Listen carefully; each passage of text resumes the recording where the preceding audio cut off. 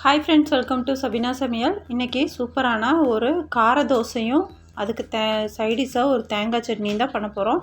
அதுக்கு நான் இந்த டம்ளரில் ஒரு 1.5 டம்ளர் பச்சரிசி, ரேஷன் பச்சரிசி தாங்க எடுத்து ஒரு 2 மணி நேரமாக ஊற வச்சுருக்கேன். அதில் கொஞ்சமாக வெந்தயம் ஒரு 1/4 டீஸ்பூன், அப்புறம் தோல் உளுந்து, எங்கிட்ட தோல் உளுந்து எந்த உளுந்துனாலும் போட்டுக்கலாம். நான் தோல் உளுந்து இருக்கிறனால நான் ஒரு 50 கிராம் தோல் உளுந்து எடுத்து ஊற வச்சுருக்கேன்.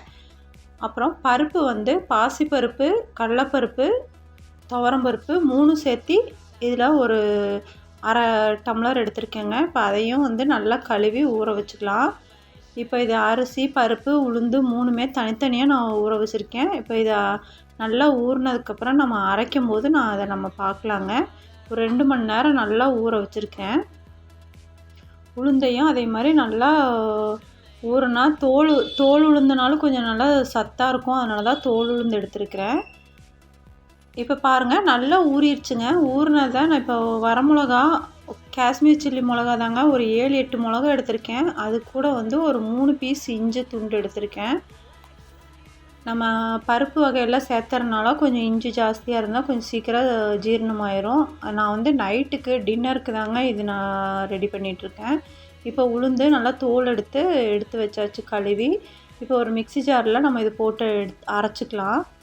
கொஞ்சம் கொஞ்சமாக போட்டு நல்லா நெய்ஸாக வேண்டாங்க, கொஞ்சம் கொருவரப்பாக இருந்தால் நல்லாயிருக்கும், டேஸ்ட்டாக இருக்கும். இந்த மாதிரி நீங்கள் ஒரே மாதிரி நம்ம டிஃபன் என்றைக்கும் ஒரே மாதிரி செய்யாமல் இப்போ டிஃப்ரெண்ட்டாக குழந்தைங்களுக்கு செஞ்சு கொடுத்தா ரொம்ப பிடிக்கும், நல்லா இருக்குங்க.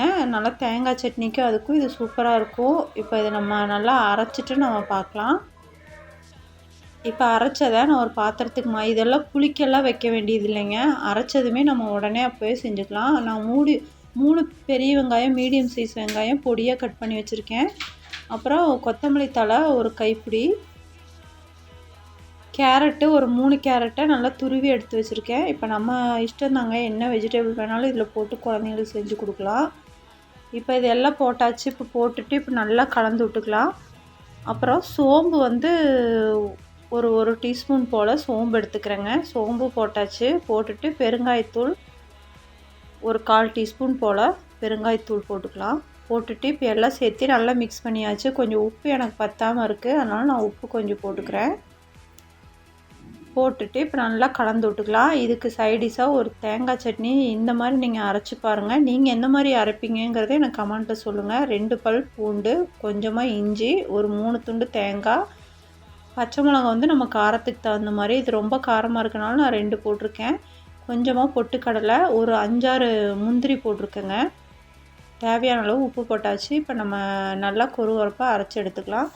இப்போ அரைச்சி எடுத்தாச்சு. நான் சட்னி தாளிக்கிறதுக்கு கொஞ்சமாக கடுகு, கருவேப்பிலை, ஒரு 2 பச்சை மிளகா அதில் கட் பண்ணி போட்டிருக்கேன். இப்போ நம்ம இதை நல்லா வதக்கி விட்டுட்டு இப்போ நம்ம சட்னி எடுத்துருக்கோம் இல்லைங்களா, அந்த சட்னியை அதில் அப்படியே ஊற்றிக்கலாம். ஊற்றி இப்போ நம்ம ஒரு வேறு பாத்திரத்துக்கு மாற்றியாச்சு. இப்போ தோசைக்கல் வச்சாச்சு. வச்சுட்டு இப்போ நம்ம எடுத்துருக்க கார தோசை சூப்பராக ஊற்றி எடுத்துக்கலாம். ரொம்ப டேஸ்டியாக இருக்குங்க, ரொம்ப உடம்புக்கு ஹெல்த்தும் கூட. பாருங்கள், இப்போ சுட்டு எடுத்தாச்சு. இந்த தேங்காய் சட்னி வச்சு சாப்பிட்லாம். இதுக்கு கார சட்னியை விட தேங்காய் சட்னி, தக்காளி சட்னி எல்லாம் ரொம்ப சூப்பராக இருக்கும். அவ்வளோதான் இந்த வீடியோ. எந்த வீடியோ உங்களுக்கு பிடிச்சா லைக், ஷேர், சப்ஸ்கிரைப். அடுத்த வீடியோ சந்திக்கலாம்.